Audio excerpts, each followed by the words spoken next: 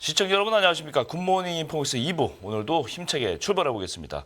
기업의 뒷이야기를 들려드리는 시간이죠. 오늘도 조호진 타큐뉴스 대표 나와 주셨습니다. 어서 오세요. 네, 안녕하세요. 자, 오늘은 어떤 기업들의 어떤 스토리를 가져오셨습니까? 네, 그 예전에 제가 네이버와 대웅제약 사이에 서로 사회이사 품앗이했다는 걸 한번 말씀드린 적이 있었어요. 있었죠. 예, 그렇게 이제 기업 M&A 품앗이가 있었다는 걸 한번 좀 말씀드리려고 하는데요. 아, 그래요. 이사 품앗이와 유사한 M&A라면 그럼 뭔가 반대급부가 있어서 서로 상호, 호혜, 평등 이렇게 말하면 되나요? 상호 이익을 보는 거래가 있었다. 이렇게 M&A라는 건 원래 그런 건 아니잖아요. 주주와 회사의 이익을 위해서 하는 건데. 그렇죠. 예. 예. 그 통상의 M&A로 하면 이제 그 흡수를 한 회사나 합병된 회사나 그 회사의 어떤 가치를 더 높이기 위해서 M&A를 하는데 그렇죠. 제가 품앗이라는 말을 쓴 거는 그것만은 아니고 그 몇몇 그 사주의 몇몇 경영진의 이익을 위해서 그 단순하게 회사 자체 이익이 아니고 몇몇 경영진과 그 회사의 국한된 이익을 위해서 M&A를 했다라는 이제 맥락에서 서로가 이제 좋은 말씀드렸습니다. 일이 있기 때문에.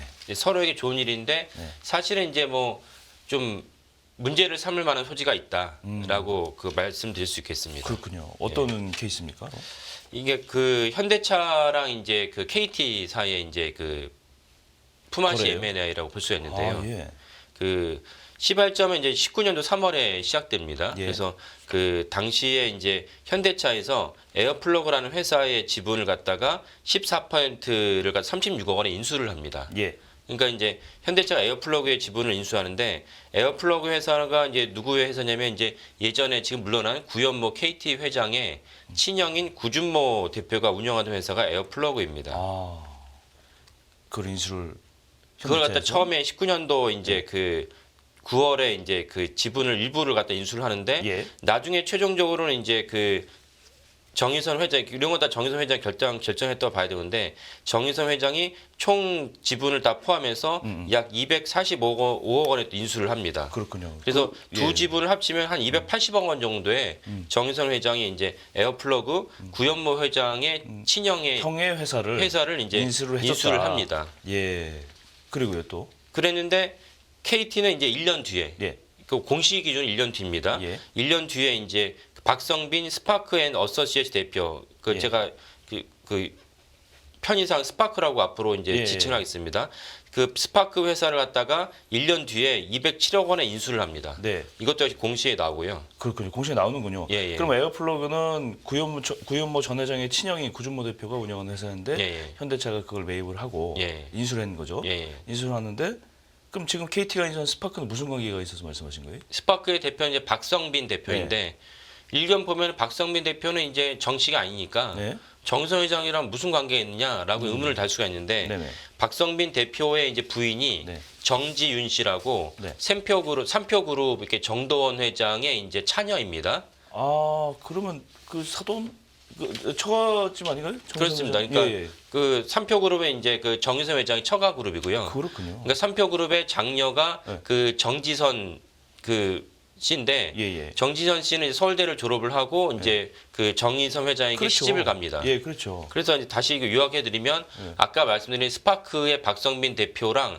정의선 회장, 현대차 정의선 회장이랑 서로 동서지간입니다. 동서지간. 예. 그래서 손이 동서가 정의선 회장이고 예. 손 아래 동서가 이제 그 박성빈 대표입니다. 예, 그러면 뭐 일단 두 집안에 이렇게 맞바꿔서 이제 M&A를 해준 건데 예, 예. 그렇게 되면 아는 사람끼리 서로 예. 집을 소개해서 집을 바꾼 거 아니에요? 뭐 그런 셈이잖아요. 그렇죠. 그래서 뭐 예. 통상 뭐 고가의 아파트나 주택 같은 경우 네. 아 우리 집 한번 좋은 데 한번 놀러 와봐. 그래서 이 집 괜찮은데 그래서 내가 사정이 있어서 집을 좀 매매를 했는데 너 괜찮으면 사라. 이렇게 하면 사실은 만약에 2, 30억대 만약에 집이 거래라면은 예. 부동산 복비만 해도 이거 몇백만 원, 몇천만 원 아닙니까? 예. 그러니까 그런 걸 절약하는 차원이 종종 있긴 한데 네. 그런 맥락에서 정의선 회장은 이제 그 구현모 회장의 친형 회사를 인수를 인수해주고. 구현모 회장은 거꾸로 이제 정의선 회장의 손아래 동서 동서의 박성빈 회사를 대표의 회사를 인수해주고. 인수했다라고 볼 수가 있는데 네. 검찰은 이제 거기에 문제가 있다고 아니, 보고 있습니다. 검찰이 이제 박 예. 대표를 아까 예. 이제 스파크의 대표잖아요. 예, 예. 이분을 이제 피의자로 소환 조사를 했다는데 예, 예. 뭐 문제가 있다는 얘기잖아요. 그러니까 검찰이 둘 사이 거래가 네. 정당한 가격의 거래가 있지 않았다고 보기 때문에 이제 박성빈 대표를 일단 피의자로 그 소환 조사했습니다. 그렇군요. 예. 어느 정도나 뭐 비싸게 줬다고 보는 겁니까?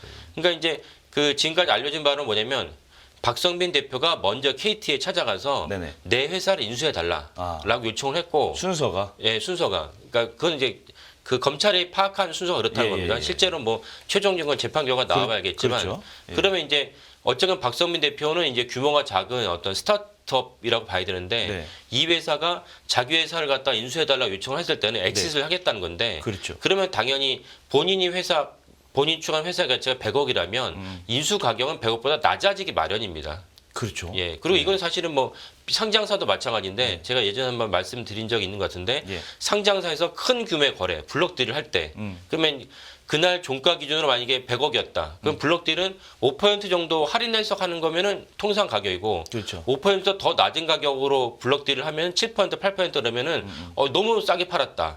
라는 것이 통상의 그 거래입니다. 맞아요. 근데 박성민 대표가 자기 회사 가격을 만약에 100억으로 산정했다 그러면은 KT에서는 100억보다 더 낮은 가격으로 사준 것이 통상인데 예. KT는 실제로는 이거보다 더 비싸게 박성빈 대표 회사를 사줬다고 보는 것이 검찰의 시각입니다. 지금 표에 나오는 거 보면 KT의 계열사 KT 클라우드가 스파크를 예, 207억 원에 인수했다 이렇게 예, 나오잖아요. 그죠? 맞습니다. 적정 가격이 얼마인지는 잘 모르겠지만 예, 세상 공짜는 없는 건데 예, 일단 구준모 대표를 정의선 회장이 챙겼으니까 예, 예. 구현모 회장이 박성빈 대표에게 이제 반대급부를 줬다 뭐 이렇게 그림이 나오는 거죠. 그렇죠. 예. 그래서 반대급부가 나오는데 그 반대급부가 아까 제가 설명드린 대로 처음에 이제 그 에어플러그라는 회사가 원래는 이제 이동통신 분야 네트워크로 시작한 회사인데 예. 기억할 수 있겠지만 예전에 이제 와이파이랑 그 다음에 이제 그 LTE가 나왔죠. 그 부품 같은 걸 만드는 회사였습니다. 그래서 만드는 회사였는데 네. 처음에 상당히 고전했다고 합니다. 네네. 고전해가지고 회사가 상당히 힘들었을 때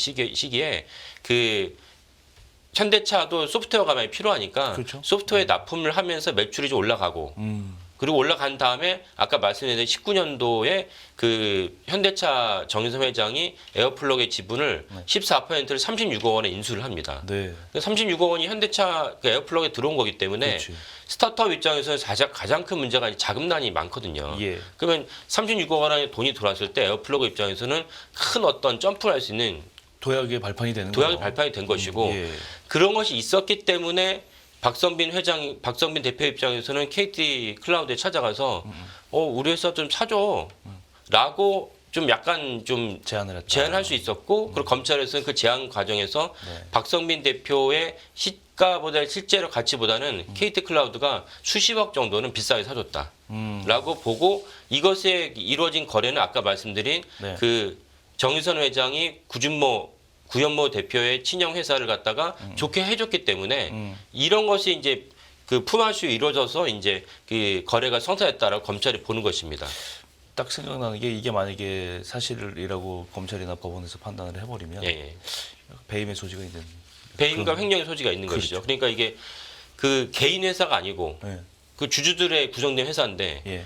이 가격을 비싸게 인수를 하고 비싸고 또 다른 곳에서 또 가격을 갖다가 챙겨서 이제 거래를 해줬다. 이러면 이제 배임과 횡령의 소지가 다분히 있다고 봐야 되겠죠. 그렇군요. 그런 이유로 이제 박성빈 대표를 피의자 신분으로 검찰이 지금 소환했다는 거고 예. 조사 중이잖아요 아직. 조사 중이죠. 결론나지 예, 않았죠. 예, 그렇습니다. 근데 만약 실형을 선고하게 되면 이 관계자분들은 다 좀 타격을 입겠어요. 그렇습니다. 예. 그러니까 이 모든 게 사실 재판에서 우리나라 물론 3심제니까 뭐 당사자들 입장에서는 3심 끝나고 보자라고 말해서 할 수 있지만 그렇죠. 어쨌건 우리가 언론에서 다루거나 일반적 인식으로는 검찰이 기소를 하면은 일단은 상당한 범죄가 소명이 됐구나라고 볼 수가 있는 거고 그래요. 여기에서 1심에서 만약에 실제로 검찰이 기소한 대로 유죄가 있다라고 실형을 때리면 예. 그거는 이제 지금 전에 말씀드린 박성빈 대표, 그다음에 손이 동서인 이제 정의선 현대차 회장, 예. 그다음에 지금 물러났지만 구현모 이제 KT 회장 또 뭐 책임 잘 책임의 초재 잘 수 없고 그리고 이제 처음에 그 인수한 곳은 KT가 아니고 KT 클라우드거든요. 클라우드, 네. KT 클라우드의 대표 임원들도 다 사실은 문제의 소지가 있다고 법원이 인정했다고 봐야 됩니다. 그러네요. 예, 그럼 뭐 굉장히 뭐 일이 커질 수도 있는 그런 건데 예, 예.